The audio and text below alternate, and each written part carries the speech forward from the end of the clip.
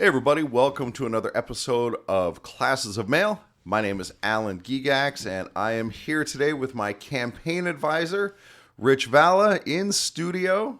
Hey, what's up, everybody? All right, so we are going to talk today about the fact that I got fired from being a alternate steward at my station. You know, and this is a story that we hear all around the union, that, oh, I ran for office, and then when I didn't win, I got removed from everything. And it's clearly retaliation. It's not in the interest of the carriers at your stations and in your branch, but that's what the people who are in those positions do. They act a fool. Yeah, but why is it that they remove people entirely from a position like steward or alternate steward in this case, right, where you are helping the people at your particular station, but it really has no effect on the upper brass type people because you're kind of a low-level foot soldier just handling basic in a union way stuff. So there's a couple of reasons. To take that one step further, it actually makes things harder on themselves too, because there's a share of workload that I'm taking up that now doesn't get absorbed. Well, sure. Or they have to train a new alternate steward. Right, yeah, exactly. Who now is behind the curve. Right. And instead of having experience, that is exactly. They're just starting from zero, or they're probably just ask you to train them. Yeah, well, it's funny you mentioned that, because when our new steward was coming in, so we had our election, of course, and I didn't run for steward, I ran for vice president. So we had a new steward get elected. And when our local president sent the email to my station saying that, hey, this new person's coming in, it was made very clear that that person was not to be trained by me. Oh, really? Yeah. They don't want them rubbing elbows with you, huh? Yeah, exactly. I am toxic, apparently. So let's talk, though, about what happened. Well, I want to answer your question first about why they do it.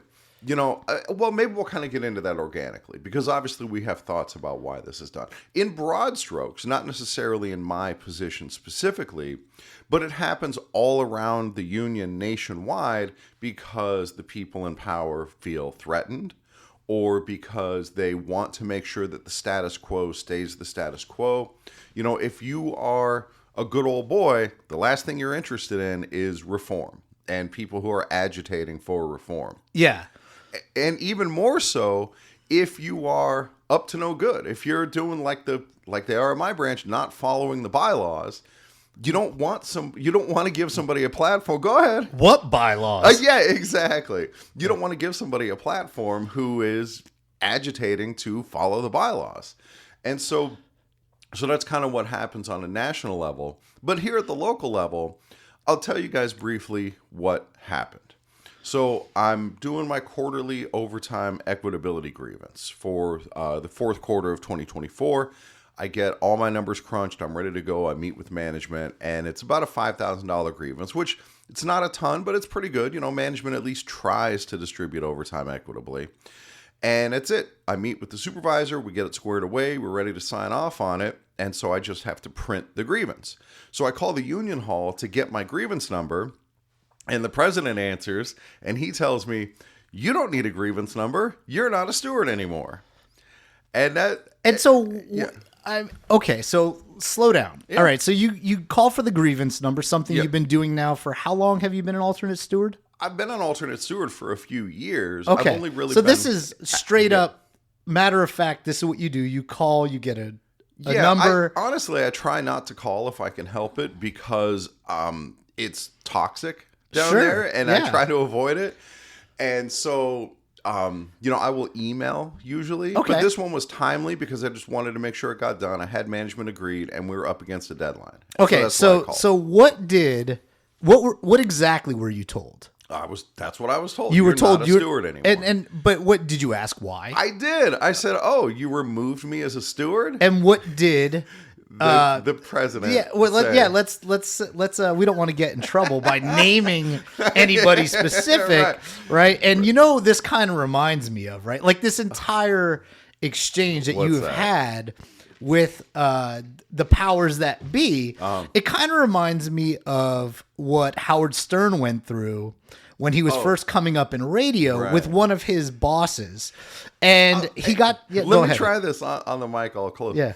WNBC. Exactly, Okay, right? yeah. And so, they really didn't want Howard because they didn't understand him at that point, and he was a headache of sorts. Yeah. But he was very successful. Right. He was You good, yeah. also a headache of sorts. Yeah. Also very successful. Yeah. Well, what his boss tried to do is he basically tried to run him off, and Howard, in an attempt to fight back, right, gave him a name. You know what that name was? Oh, yes. If you don't, I will do. say it. No, I know it. Yeah, go ahead. You can say He it. called him Pig Vomit. Right, the producer or whatever who was trying to hold called him down. Pig Vomit. What was that actor's name? He was also in Sideways. He's been in a million Paul things. Giamatti? Paul Giamatti. Yeah, Yeah. there you go. He's Yeah, amazing. Pig Vomit. Right? Dude, So, I don't think it's going to help me any. you don't to think so? refer To just refer to him as refer to Pig him Vomit? No, but I then, don't but think then so. he, to me, I could be talking about anybody. yeah, it could be exactly. I'm not talking about you.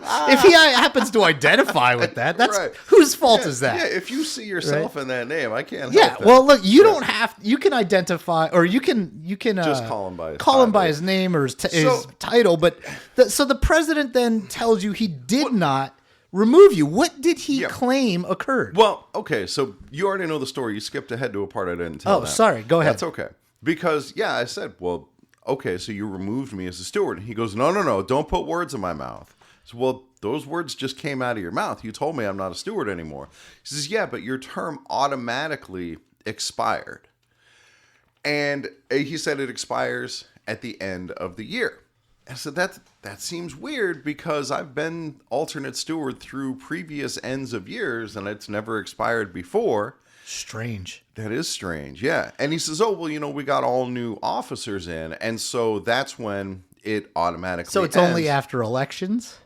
Apparently. Well, that would be the implication. Yeah, that's the implication. And I said, oh, I don't remember seeing that in the bylaws anywhere. Is that an actual thing? And he kind of... And what did he say? Well, he didn't have a good answer to that because, of course, it's not in the bylaws. I am shocked. Are you? Yeah, I know. Yes. You're about as shocked as I was. And so, dude, longtime listeners will remember back when I openly admitted on the podcast that I was scared. It was probably the episode where I got fired from the Carrier Academy the second time. And that I needed to just keep my head down and not cause trouble. And that's where I come in. yeah, right. Thanks to people like Rich, people like Michael, and people like David Grosskopf and John Murphy, and people, bolstering me and giving me this strength and confidence and knowing the rules. That's a big. Go ahead. Do you know why you didn't keep your head down? Why? Because keeping your head down ain't your fucking business. That's why. Oh yeah, not anymore. It ain't. Yeah. That's right. So anyway, when I say, is that in the bylaws somewhere? And he starts hemming and hawing. That's when I say, let me guess. That's the way you've always done it. Ooh, Yeah, sick burn. Dude. Hey, because he knows that that's our knock on. You hit them. him right in the taint with that one. And he's, come on, Alan, keep it professional. Oh yeah, because they're so professional, Yeah, right? exactly. Yeah. So yeah, of course he was not able to point to any bylaws, but it gets even worse than that because I know he's full of shit because there is an alternate steward in my station aside from me. Oh, well, I'm skipping ahead again. Yeah. Because he told me that if I wanted to reapply, I could.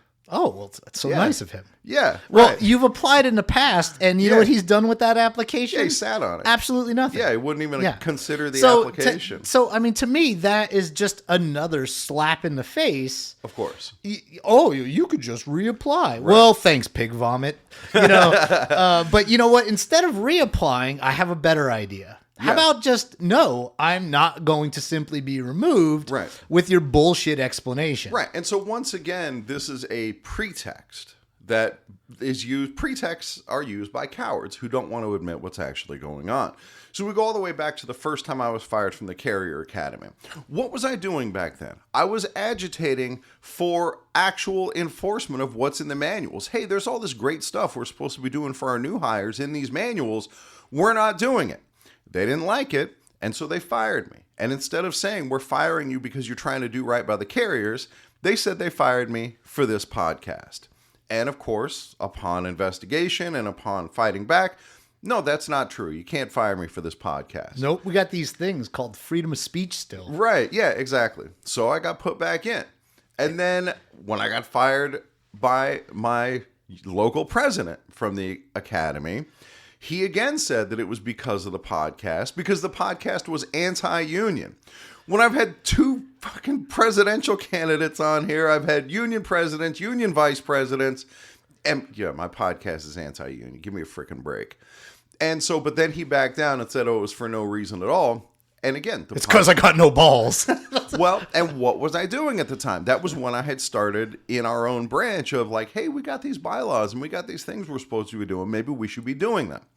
And he can't rightly say, oh, I'm getting rid of you because you're trying to bring our branch into compliance. And so he used the podcast as a pretext. And now we get to here where now he's removed me as a steward. And he can't rightly say, even though it would be true, that, oh, I don't like the way you're trying to hold me accountable and you know, trying to make sure that we're actually doing the right things. So he uses this automatic turnover as the pretext, which is also bullshit. Okay, so now I assume that you faithfully went through the bylaws looking for this rule, and it just does not exist, right? Correct? No, the rule that does exist is that as an alternate, so here in Las Vegas, our regular stewards are elected, and then alternates are appointed. And so the president absolutely has the power to appoint and unappoint stewards. So why didn't he just unappoint me? Well, because he doesn't want to do that. Why? Because do you know why? I know why. I think I know why. Let me take a stab at this. Yeah. Because if he unappoints you, one, it clearly looks like he did it. It's a personal thing that we can all directly see that I think this beef that you have with him is pretty well established now. Right. Everyone is aware of it that's paying any attention. Right. And so this would be just kind of another step forward in that he is trying to avoid. Also, right. So this keeps it at arm's length by saying it happened automatically. Yeah. Yeah. Well, then he can kind of wash himself of it. Like, well, I didn't do it. Right. You know, it's bullshit. He fired me through a hole in the sheet. Yeah, exactly. Right. I mean, but that's it. Is he's trying not to do it. Okay. One, because I think in some level he's trying not to agitate you further. Right. Right. Yeah, maybe if I just tell him it's automatic, he'll just go away. And also I think, and this really gets to the heart of the issue, and from following this now for, I don't know, God, it feels like 2 years. Right. Right? They are over eternity in doing things the right way. Every single time. We cannot cite one example where they have done things the way it's supposed to be done and followed their own rules. In fact, it's so egregious that at this point, every time they do something, I just default to it's wrong. There's no way that they did it the right way. You know, and when I talk to Michael, when I talk to coworkers, even when I talk to you about it, the response is like, by now, wouldn't they at least look through the bylaws? They would not, because first off, that's because once they started down this road, they cannot change course. If they change course, it's like I don't want to upset anybody in your audience, but it's like all of a sudden accepting original sin. You know, is that if you already once you realize like one part of it's not true, then none of it's true. The whole thing falls apart. Well, if they start to abide by one bylaw, by proxy, they have to kind of accept all of them. And they ain't trying to do that. Because then now they're beholden to all these rules. And so, dude, there's no way they're going that route. Not at this point. They're too far along. All right. Yeah, that's reasonable, right? The whole idea of like, hey, we do need to abide by the bylaws. Now they open themselves up to having to abide by the bylaws. Well, yeah. And I mean, everything they've been doing for the way it's always been done now suddenly becomes like open to scrutiny. And what's funny about that is that if they wanted me to go away, that's the way to get me to go away. But dude, I know they're not that smart. It's just, look, if they're listening, and maybe they are, you're not smart. You just aren't. At this point, just go over to a mirror, look at the mirror, stop trying to do the things you're doing because you suck at it. You're just not good. Just follow the damn rules. Alan would no longer be a problem if you could just figure out the most basic way to comprehend the rules, but you can't. So at this point, it's a done deal. Yeah. That turkey's cooked, man. Yeah. So on that note, as I mentioned, the president does have the authority to unappoint me as a steward. One of the other reasons I think that he didn't do that or claimed not to do it is because then he knows that I can use Article 11 and appeal his decision. What is Article 11? I'm not in your That's union. all right. I don't know. That's true. Okay, so in the NALC Constitution for the government of subordinate and federal branches, Article 11 covers the appeals process. Okay. And any decision by any branch officer... God, it's so messed up that I have this. Dude, you know this verbatim. It's pretty good. It's so messed up that I have this memorized at this point. Any decision by any branch officer can be, if you take issue with it, it can be appealed to the president. Any decision by the president can then be appealed to the branch. You know what's bad is I'm not in your union, and I'm starting to know your bylaws. Yeah, exactly. And then any decision by the branch, if you don't agree with it, can be appealed to the president of the national unit or to the National Committee on Appeals. Okay. I'm sorry. Yeah. Yeah. So he knows that if he just says, "Hey, I decided to remove then you can appeal then it, I can appeal it." And then he would deny the appeal, and then you would go to the branch, and then the branch would once again overrule him. Exactly. And I mean, yeah. So that's the thing. If he should just skip to the good part and just keep you as an alternate steward. Remember when I was trying to be made a full steward, when there was that vacancy. Yeah. And this was, God, it was only a month ago or 2 months ago, whatever. And so I said, hey, what's up with my application? They didn't take it. And so I decided to appeal his decision. Yeah. Well, the loophole they tried to use was, he never made a decision because he never even considered your application. Oh, yeah. Exactly. Well, that makes it okay. Right. And so that's what they're trying to do here is, I didn't make a decision. You're just removed automatically. Yeah, but that's not true. No, we know that's why do we know that's not true? Because there is another alternate steward in my station who was an alternate steward last year before the installation of new officers, and she is still an alternate steward. She did not get automatically removed. She did not have to reapply. Now, there's standard here. Wait. Okay. And there's stewards like that Let me get all over the valley. Sure. Yeah. There's probably, I don't know, how many stations are there? Like 17 or something. Okay, and does each station typically have at least one alternate steward? It varies. We have some stations that have no stewards at all right now because the union is so toxic. Okay, but I'm saying in a normal year environment, every station would have at least one steward plus 1 or 2 alternates. Yeah, correct? something like that. So in broad strokes. Yeah. So then there could be as many as 30 different alternate stewards. Yeah, right? I really don't know, but there could be. But there could be. I mean, it could only be 10. It could be 30. The moral of the story is that they didn't all automatically lose their position in January. Now, when you confront Pig Vomit with this, right? Yes. What do you think he's going to say?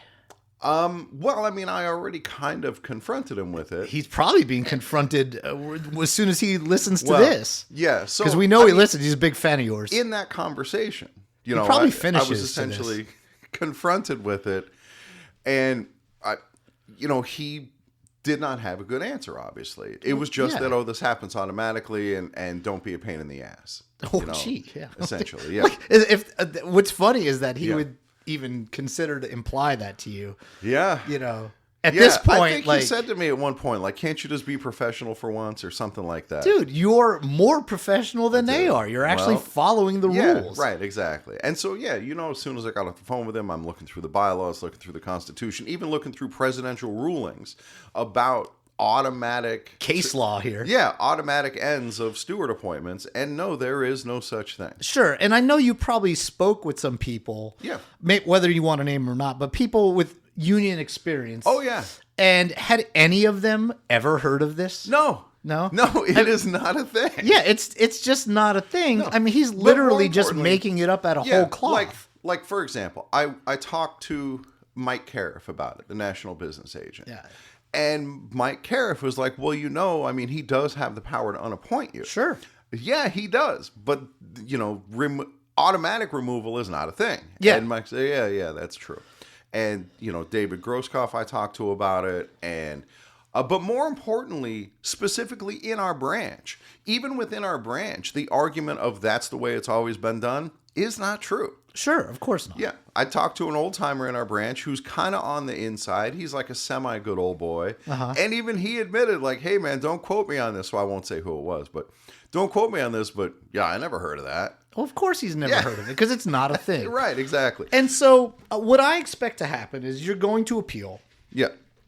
Pig Vomit will deny the appeal in some way, and they'll try to kick the can down the road because that's their MO is, well, let's try to delay this for as long as possible. Okay. And so they'll do that. Then eventually it will come to a head. It will have to go in front of the branch. Yeah. And then the branch is going to overwhelmingly overturn this decision and reinstate you, at which point he will once again try to unappoint you. So let's remember back to the last time I tried this, back in December, when I wanted to get appointed a full steward, even if it was only for a month. So I had a petition circulated at my station where I got a supermajority of the carriers to sign. And that was really for no practical effect except that an injustice had been done, but it didn't really change the dynamic of the station. No, but it was a hell of a statement. It was a hell of a statement. And that's where I'm going with this, because now the dynamic of the station has been changed. Oh, absolutely. They can no longer come to me for representation. Sure. And so, yeah. So if somebody comes to you, are you going to tell them, go to Paul? No, I would not tell I him would. that. I would be like, No. here's his number, call him. I would give him as much advice as I can. But dude, at 3 a.m. one of my fellow carriers actually called the union hall to say, like, hey man, what's the deal with this? And yeah, the president told that guy the exact same story he told me. Oh, really? It just happens automatically. You know what that makes that guy? A witness. Oh yeah, it does make him a witness. Yeah, and the president even used the analogy. You know how, like, since the new president is coming in nationally, since Trump is coming in, like, the Secretary of the Treasury doesn't stay the same person. But that is also an idiotic argument because, like, if Biden had been reelected, you don't have to get a new Secretary of Defense. It's up to Joe Biden. Exactly. Yeah. Yeah. And so even that argument falls apart because the same person stayed president. Exactly. Yeah. And so, dude, it's ridiculous. So anyway, so I'll file the Article 11 appeal. I'll probably do that today or tomorrow. Okay. And, send that to the president. Hey, I'm appealing your decision to remove me. If he tries to say, well, you can't appeal it because I didn't make a decision. That's what he's going to say.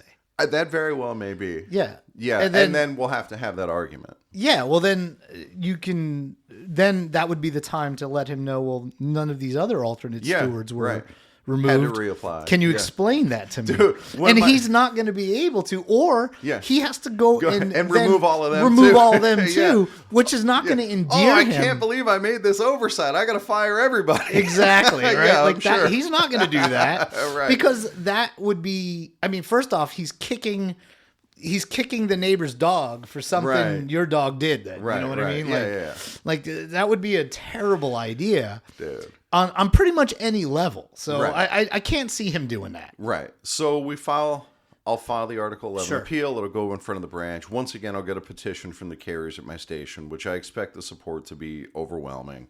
And we'll take that. And the nice thing, one of the reasons that I lost my appeal last time is because who cares, right? And I talked about that in the previous episode because it really didn't make any material difference. But B, the appeal was held until the end of the night when everybody had gone home. Well, with Article 11, the nice thing about that, it has to be handled first. Oh, nice. Yeah, and so everybody who's top there, of the hour. Yeah, and fired up and ready to go. Yeah, you should have people bring pitchforks, torches and pitchforks, right to the. What do you got a pitchfork for? No reason. So the other thing that I want to talk about is that we are making a reform caucus. You better hurry it up. Within our... Okay. Do we have another... About 8 minutes. Yeah. Oh, dude. Okay. Well, then you know what? I'm going to save that for another episode. So this episode will just be about me getting fired as an alternate steward. Short Dude, I try to keep my episodes in the 20 to 30 minute range. Really? So I we're thought pretty much you're not doing these 2-hour marathons? Oh, dude, no. No, where you walk you actually mail something for somebody? I'm going to be, at some point, like it's in the works, scheduling has been an issue. I'm supposed to be on the Fed Up podcast with Ron Speakman. I know you don't know what that is. But this guy... Is it more mail related? Or it is more is mail it food related? No, it is federal employees who are mistreated by management or their own union. Seems like there's a lot of that going around. There is, and that's why his podcast exists. But he does these long form interviews. Really? And he just interviewed Corey Walton of the Ada Arbitration podcast, which it is ridiculous that you know what that is. I do. I know you do. Yeah. And that interview was over 4 hours long. What? 4 hours? Dude, and I got to tell you. Did they get like lunch delivered midway through? No, Corey says he never even took a drink during the whole thing. Oh my God. Dude, but I'll tell you, when you got somebody on there like Corey who's fired up and passionate and telling a compelling story, it was good, man. It did not get old. Dude, I peed myself during this because it was I just couldn't wait. I was like, I just let it go. Yeah. Oh, all right. Well, in that case, we better get a bucket in here and a mop. A squeegee. Yeah, let's clean things up a little bit. All right, guys. Thank you for listening, and there will be more to come. Bye.